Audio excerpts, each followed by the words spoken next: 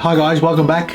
As you can see, I have quite a few things on the table here, from compasses, watch straps and a watch head. And I'm going to explain to you guys a little bit about magnetization and how it affects a watch's performance. So stick around and I'll share lesson 101, magnetization.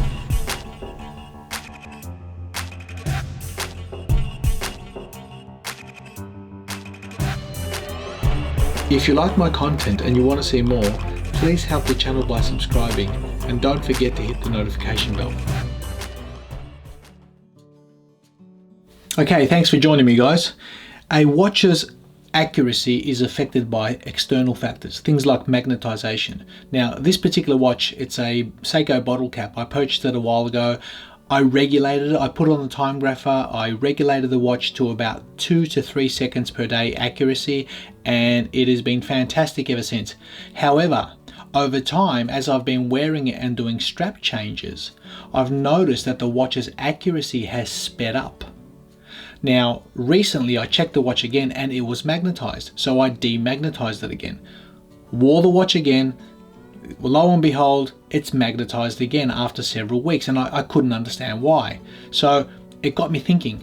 The watch itself, how to check for magnetization, basically simple. You need a compass. So what I did, I put the watch on the compass, and if there's no movement from the compass needle, you know that the watch is perfect. It's demagnetized. And I'll show you how to demagnetize an item shortly, but it got me thinking, if the watch is continually getting magnetized, maybe it's my straps. And I had a look at the straps, and we purchase straps from different places, stainless steel, this and that, and let's see if this is magnetized. Let's see if there's something in here that actually gets magnetized. So I placed this over the compass.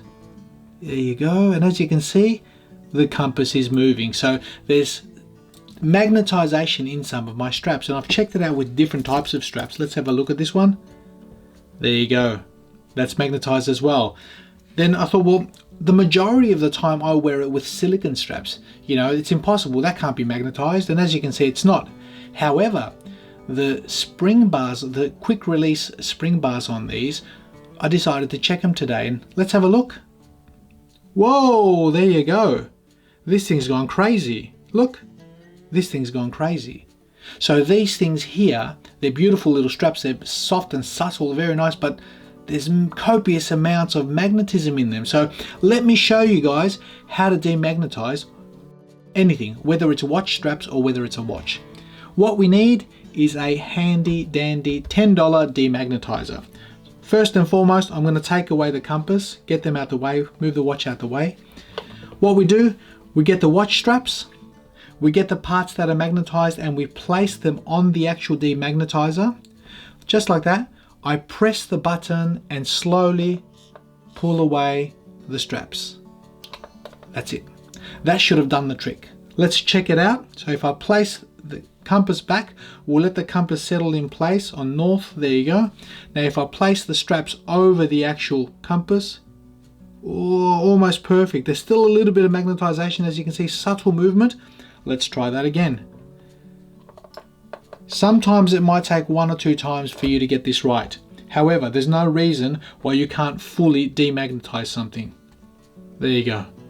Now, that's all great and done and said that we've demagnetized the actual spring bars. However, the clasp, the actual buckle, let's have a look at that. Whoa, there you go. So, it's I'll get this out the way again. Just do that one more time. Away you go. Give it a crack. Let's have a look. Put that in place. Just there, and we'll try the buckle, the clasp. Perfect.